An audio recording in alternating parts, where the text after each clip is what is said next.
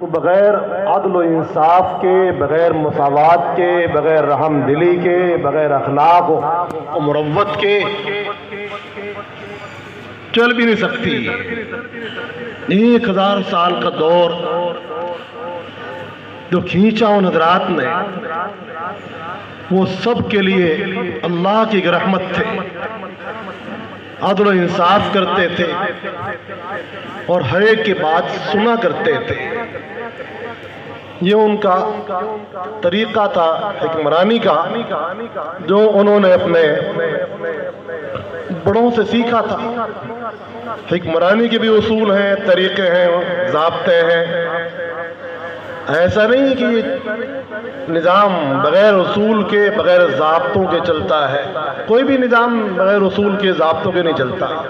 تو اتنا بڑا نظام بغیر اصول کے، ضابطوں کے، حکمت کے، مصلحت کے، نرمی کے کیسے چل سکتا تھا؟ 1000 سال کا دور، اسلامی دور، ایمانی دور، سب کے حقوق کی رعایت۔ اسلام میں تو انسانوں کے تو کیا، جانوروں کے بھی حقوق ہیں۔ ابھی آپ نے سنا، ان کو اذیت نہ دو، تکلیف نہ دو۔ تمہارا ایمان اسی پر موقوف نہیں کہ تم گائے کا گوشت کھاؤ، اور جانور بہت ہیں، اس سے ان کی دل آزاری ہے، ان کی دل آزاری جس سے ہوتی ہے اس چیز سے بچو۔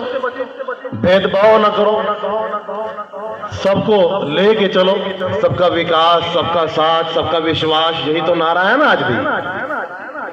یہ حقیقت، یہ باتیں حقیقت تھیں ان کے اندر۔ یہ باتیں صرف زبانوں پر نہیں تھی، بلکہ ان کے عمل کے اندر تھی۔ ان حضرات کو سب کا یقین تھا۔ جنڈے وصول کرو ان بچوں سے جنڈے وصول کر لو۔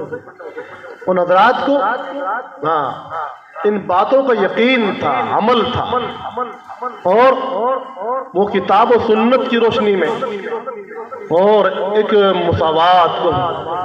مساوات اور ہمدردی، انسانوں کی ہمدردی ان لوگوں کے اندر کوٹ کوٹ کر بھری ہوئی تھی۔ رحم دلی کے جذبات تھے، سب کے ساتھ محبت سے پیش آتے تھے۔ 1000 سال کا دور محبت کا دور رہا۔ یہ خلاصہ ہے تاریخ کا، محبت کا دور۔ ان کی پالیسی یہ تھی کہ محبت کرو گے تو حکومت کرو گے۔ انگریز آیا تو انگریز کی پالیسی یہ رہی کہ تم تفریق کرو گے تو حکومت کرو گے، لڑاؤ گے آپس میں، ہندوؤں کو مسلمانوں سے، مسلمانوں کو ہندوؤں سے لڑاؤ گے تو تمہاری حکومت بڑھیا چلے گی۔ یہ ان کی پالیسی تھی۔ تو مسلمانوں کی پالیسی کبھی یہ نہیں رہی۔ وہ کہا کرتے تھے کہ محبت بانٹو۔ یہاں تک کہ جب کوئی باہر سے آتا تھا تو یہی پتہ نہیں چلتا تھا کہ یہ کون لوگ ہیں جو آپس میں ایک ساتھ حقہ پی رہے ہیں، ایک ساتھ کھا رہے ہیں، بیٹھے ہوئے ہیں۔ اور یہاں اس قدر پیار و محبت تھا، اس قدر پیار و محبت تھا ہندو مسلمانوں کے درمیان، اس قدر پیار و محبت تھا کہ انگریز تو حیران ہو گیا کہ یہ کیسا ملک ہے۔ جیسے استاد نے بھی فرمایا کہ نہ کوئی چوری کرتا ہے، نہ کوئی ڈاکہ ڈالتا ہے، نہ کسی کو قتل کرتا ہے، سب ایک دوسرے کا احترام کرتے ہیں۔ مذہب تو راستہ، مذہب کے مانا راستہ، یہ اس کا راستہ ہے، یہ اس کا راستہ ہے۔ باقی انسانیت کی اقدار میں سب شریک تھے کہ ہاں، ہر آدمی ایک ہندوستانی ہونے کی حیثیت سے، انسان ہونے کی حیثیت سے اس کا احترام تھا، اس کی قدر تھی۔ اسلام تو اس قدر زیادہ انسانیت کی قدر کرتا ہے کہ اللہ اللہ اللہ اللہ، اسلام سے زیادہ قدر انسانیت کی کہیں بھی نہیں ہے۔ ایک انگلی پر 10 اونٹ ہیں تو 20 انگلیاں اگر کوئی کسی کاٹ دے تو کتنے اونٹ آئے؟ 200 اونٹ اس پر لازم ہوں گے۔ 200 اتنی بڑی خیر خواہی اسلام میں ہے، اور انسانیت کا احترام ہے، اس کی عزت کا احترام ہے، اس کے مال کا احترام ہے، اس کی جان کا احترام ہے، اس کی جائیداد کا احترام ہے۔ مسلمانوں کے لیے ناحق کسی کا مال لینا، یہ نہیں کہ وہ اپنے مذہب کا نہیں ہے، اس بنیاد پر آپ کسی کے مال کو چھین نہیں سکتے کہ وہ آپ کا ہم مسلک نہیں ہے، ہم مذہب نہیں ہے، حرام ہے۔ جن حضرات کی تعلیم ہو اور یہاں بے حساب مدرسے ہوں چپے چپے پر، دلی کے اندر صرف دلی کے اندر 300 مدرسے تھے اور 3000 خانقاہیں تھیں، جہاں علماء کے پاس عوام کا ربط اتنا گہرا ہو کہ وہ خانقاہوں میں آتے ہوں، ایک خانقاہ میں کئی سے لوگ ہر وقت رہتے ہوں، اور بادشاہوں کے دستخوان الگ چلتے تھے، سبیلیں الگ قائم تھی، مسافر خانے تھے، مہمان خانے تھے، شفا خانے تھے، اور اسلامی مدرسے تھے، اس میں تمام علوم پڑھائے جاتے تھے، سارے اسلامی علوم نہیں، تمام علوم اس میں پڑھائے جاتے تھے، دنیا کے بڑی بڑی یونیورسٹیاں تھی، علم کا گہوارہ تھا، مال دولت یہاں کی اکنومی سب سے زیادہ تھی، فل پاور اکنومی تھی، ہندوستان دنیا کے بہت طاقتور مال کے اعتبار سے، اخلاق کے اعتبار سے، محبت کے اعتبار سے، یہاں 3 چیزیں تھیں، بہت زیادہ پیار و محبت تھا، ہندو مسلم کا جھگڑا تھا ہی نہیں، ہندو مسلم جھگڑنا لڑنا کوئی جانتا ہی نہیں تھا، یہاں آپس میں رہتے تھے، مذہب تو اپنا ایک راستہ ہے، وہ آپ اپنے راستے میں چل رہے ہیں، آپ اپنے راستے میں چل رہے ہیں، باقی سب ایک وہ رہتا ہے اپنا، رہتے تھے، تجارت کرتے تھے، کاروبار کرتے تھے، اسی محبت سے تو یہ گلستان آگے بڑھتا ہے۔ جس گھر کے اندر لڑائی ہو جائے تو اس گھر کا انجام کیا ہوگا؟ ظاہر بات ہے کہ اس کو گھر تباہ ہو جائے گا۔ تو یہاں کے ان حکمرانوں نے اس نقطے کو سمجھا تھا کہ یہاں کے عوام کے اندر بہت زیادہ محبت پیدا کی تھی، اخلاق پیدا کیے تھے، ایک دوسرے کی قدر پیدا کی تھی، اور اسی لیے پھر اعتماد بھی تھا، ایک دوسرے کو اعتماد جب ہوتا ہے تو کاروبار کی ترقی بھی ہوتی ہے، تو کاروبار کی ترقی تھی، بزنس بہت تھا، ہر آدمی کاروبار کرتا تھا، خالی لوگ ایسے نہیں پھرتے تھے خالی پھر رہے، یہ بات نہیں تھی، یہاں کی اکنومی دنیا کی اکنومی بڑے نمبر پر تھی، یہاں کی محبت مثالی تھی، یہاں علم کا چرچا تھا۔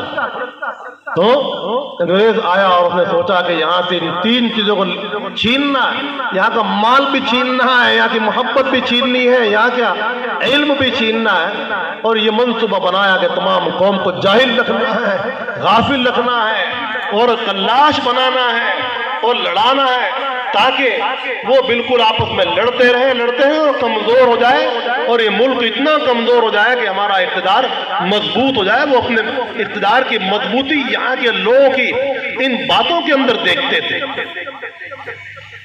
اس وقت جب یہ صورتحال پیدا ہوئی تو انگریز شروع میں کچھ دن ٹھیک چلتا رہا، لیکن اس کی نیت چونکہ خراب تھی اور وہ قابض تھا، یہاں مسلط ہوا تھا۔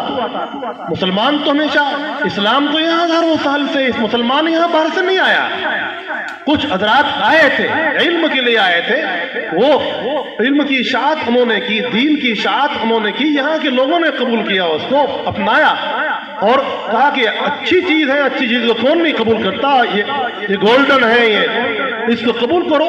تو انہوں نے قبول کیا، یہاں سب یہی کے باشندے ہیں اور سب کے دلوں میں اپنے وطن کی محبت ہے۔ وطن کی محبت ایمان کا بھی ایک جز ہے، یہ تو روایت نہیں ہے کہ حب الوطن من الایمان، یہ تو روایت نہیں ہے، مجھے معلوم نہیں کہ روایت ہے یا نہیں، ہاں البتہ یہ بات تو ہے کہ رسول اللہ صلی اللہ علیہ وسلم جب مدینہ پاک کے قریب آتے تھے تو کیا سواری کو تیز نہیں فرمایا کرتے تھے؟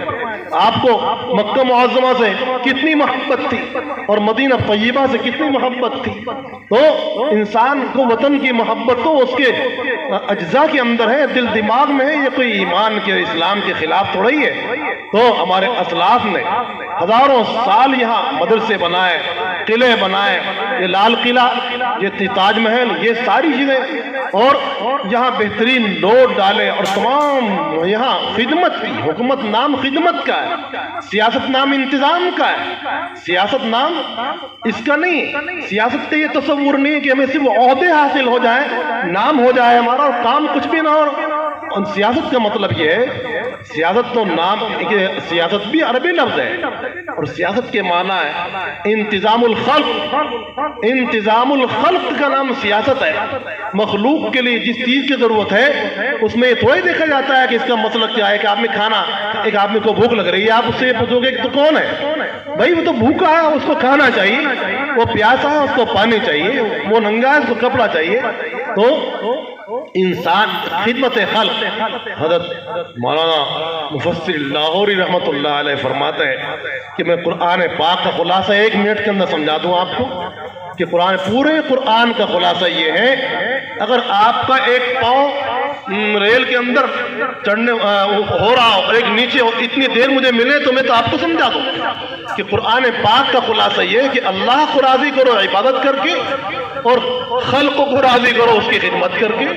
خدمت خالق عبادت خالق ہے اور خدمت خلق ہے، اس کا نام دین ہے، اس کا نام شریعت ہے، اس کا نام یہی سیاست ہے۔ سیاست بھی یہی ہے کہ انسان اللہ کی سرزمین پر اللہ کو یاد کرے، انسان اللہ کی سرزمین پر اللہ کو یاد کرے۔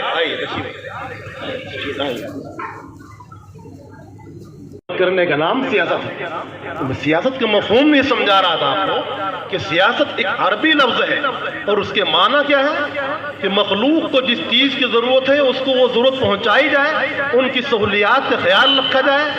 اور رہا مذہب کا معاملہ، تو مذہب تو ایک ذاتی چیز ہے، مذہب ایک پرسنل چیز ہے کہ انسان کیا فکر رکھتا ہے، کیا سوچ رکھتا ہے، یہ نظام ہے اور یہ ذمہ داری ہے، ارباب نظام کی ذمہ داری ہے کہ وہ اور ایک کا خیال رکھے۔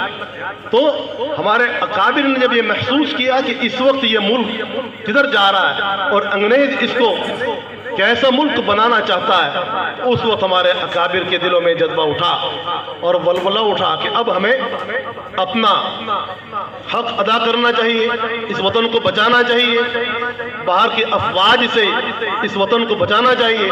اور اس سلسلے میں حضرات نے محنت کی، کاوش کی اور یہ داغ بیل ڈالی۔ حضرت اقدس شاہ ولی اللہ صاحب رحمۃ اللہ علیہ نے سب سے پہلے شروعات کی حضرت شاہ ولی اللہ صاحب رحمۃ اللہ علیہ نے، اور ان کے بیٹے شاہ عبدالعزیز صاحب رحمۃ اللہ علیہ نے۔